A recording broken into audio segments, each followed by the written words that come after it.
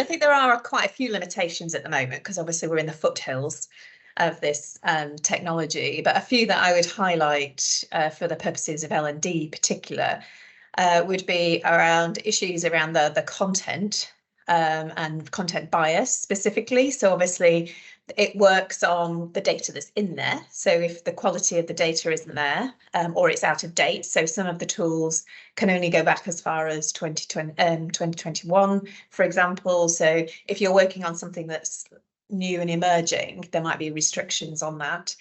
Obviously, the algorithm itself could be biased. So, for example, some of the things I do around age discrimination or gender discrimination can be built in. So, for example, if you've got data around potential, it would be very unusual not to have something in there about drive and ambition.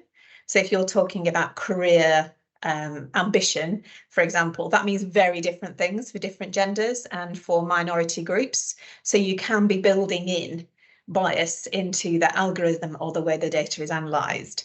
And I think you can also have human bias in there too. So in terms of the people who are putting the data in that the system uses may also be of a particular orientation or may not have the full perspective of content that you need. So I think there's some issues around, just concerns about that. So just a healthy skepticism is probably what we really need about the data that we get out.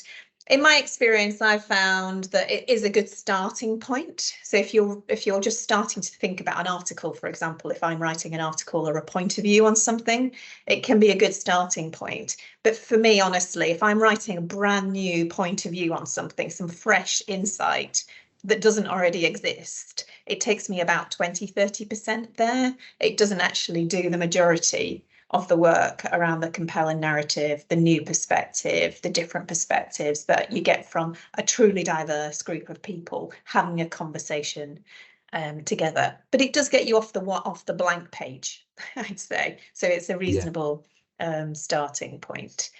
I think the other thing that I would say that, the other key concern beyond content is really around that you can't really explain the transparency. One of the criticisms that's been laid against generative AI is the lack of explainability. So if you're trying to explain how you've got to something, it's quite difficult to do because it's embedded within the process itself. So I think having that transparency and showing your workings basically, and being able to say how you've got to where you've got to, there are some limitations behind that.